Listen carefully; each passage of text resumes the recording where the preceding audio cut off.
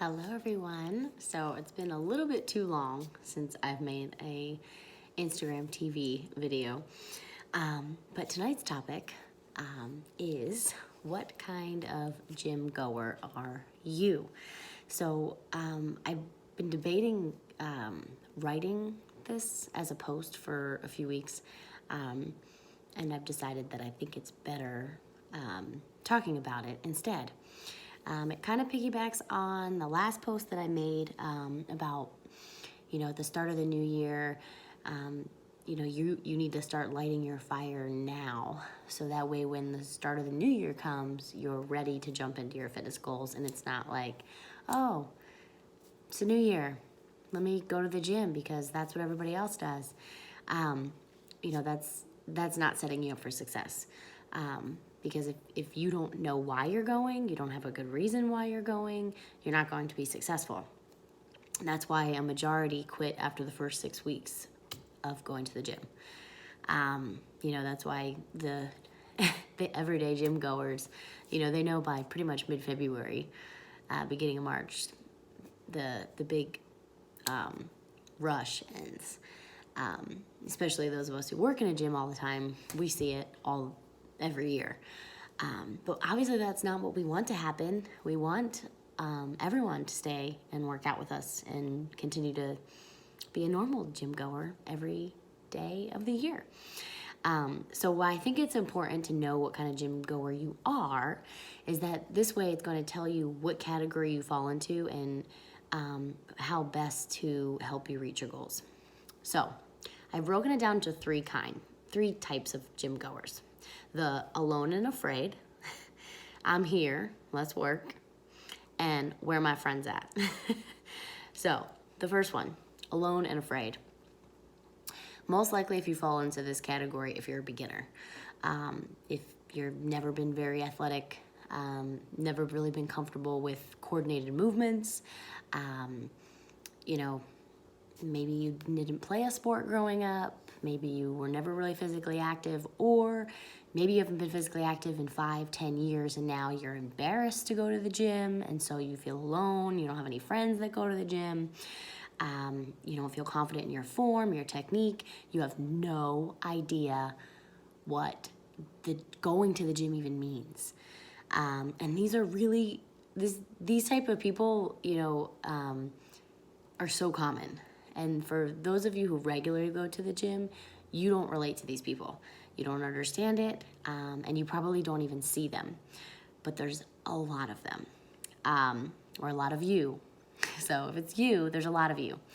So my number one recommendation if you fall into this category is that you should hire a trainer.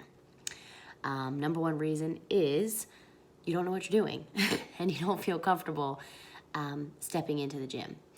And oftentimes these people tend to just get on the treadmill, walk the treadmill, observe other people, and then leave.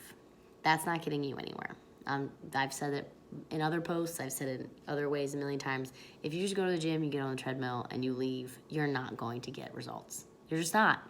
You could do that at home. Go walk around your block. Don't pay for a gym membership. So you need a trainer. Does that mean you need to go see a trainer every single day? No, but maybe hiring a trainer and working with them once a week will at least give you a confidence, will build your confidence that you can work out on your own, will help you with your form. That way you don't feel like people are staring at you because you don't know what you're doing. So it's really important if you fall in this category that you get help. And I would say as an online trainer, if, one-on-one training is too expensive for you, you could try some sort of online program, online training. Just be mindful that it's not going to help as much with your technique and your form if that's something that concerns you. As an online trainer, I can't watch my clients lift all the time. I might have them take a video of a new move and I'll break it down for them and I'll give them feedback. But I can't be there one-on-one with them and assess you. No online trainer really can. That's the whole point. So if you fall into that category, you do need to get help. And if you have a friend, that could be an option for you. But keep in mind, none of us like to make people feel obligated to help us, right? We don't like most people don't like putting other people in that situation. So you might not be setting yourself up for consistent help. So that's my recommendation if you are in alone and afraid. And also keep in mind that when you sign up for a new gym membership, if you belong to a good gym, they will have like an onboarding system. Like for instance, Lifetime has an onboarding system. When you become a new member, you can meet with a trainer, you can meet with a nutritionist to get started. So keep that in mind too.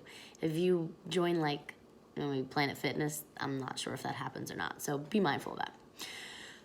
It's category number 2. I'm here, let's work.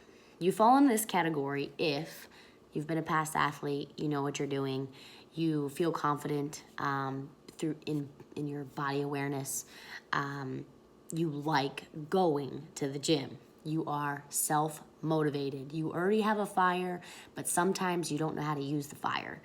So there's kind of 2 subcategories here. In one category, there are people who know what they're doing. They know how to find programs online, do them themselves. They know how to make up their own programs. And then on the other subcategory, this is like they know how to move. They know about the body, but they might need an online trainer. So that way someone can program for them so that they at least have a plan, because a lot of times people that come to me for online training is, I know what I'm doing, I know how to move, but I don't know what to do when I go to the gym. Like I just kind of do whatever. So, there's kind of 2 subcategories. You have to figure out which one you fall under if you're in this category. But the main thing here is that you are self-motivated. You have a fire. You feel comfortable in the gym. And so if that's the case, most likely you work out on your own, or you have friends that already go to the gym and you maybe work out with a buddy. But either way, this might be the category that either you need an online trainer or you just go to the gym and you know what you're doing.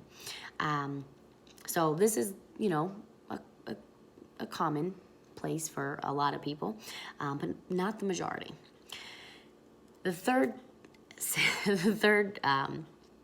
category is, where are my friends at?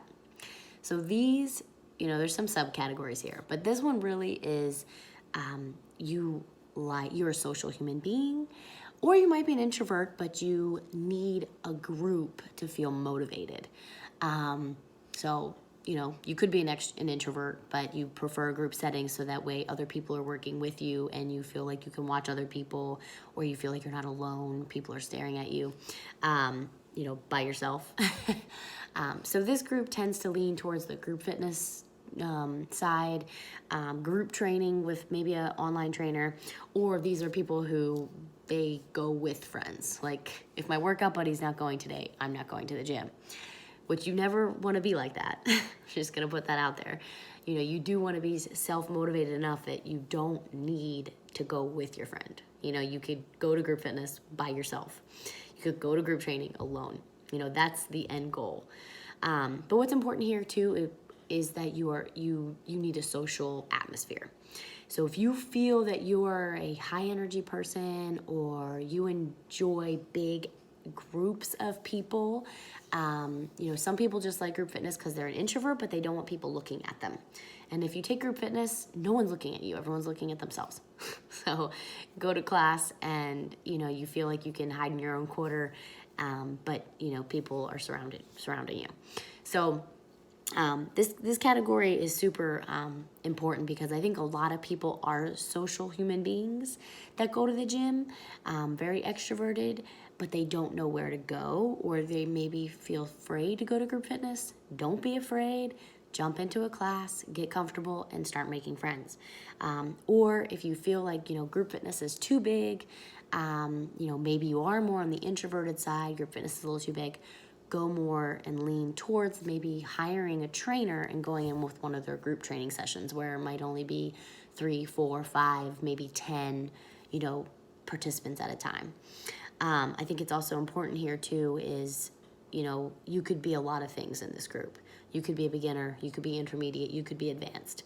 And that's why group fitness is a good thing, and that's why group training is good avenues for this. But I think it's important that you just note I'm not going to go to the gym unless someone else is working out with me. You know, if that's you, you're probably not going to be successful unless you find an avenue. You know, because a lot of times these people, you know, if you fall in this category, you don't know where to go when you go to the gym either. You know, you still kind of feel lost when you go in. So that's why, you know, going to group fitness or group training is safe. It feels safe because you know what to expect. You know what's going to happen. You know, you also, whether you do group training or you do, you know, group fitness, you have somebody there to keep you motivated too, right? So there's some self-motivation and then some, you know, struggle a little bit with the motivation, you know, so you kind of fall in between at times. You obviously always want to work towards being self-motivated, but you might tend to fall into those like lulls of not being self-motivated, which puts you maybe also in this category a little bit. So that's in, you know, there's obviously could be other factors in these categories, but that's the breakdown of these three. And I would love to hear your comments or questions about these, or if you want me to, you know, go more in depth, I can always talk more. So find which group you're in, think about it, and then that way, at the beginning of the year, you know which avenue you need to take in order to be successful this year. So, questions, comment, post below. Thanks.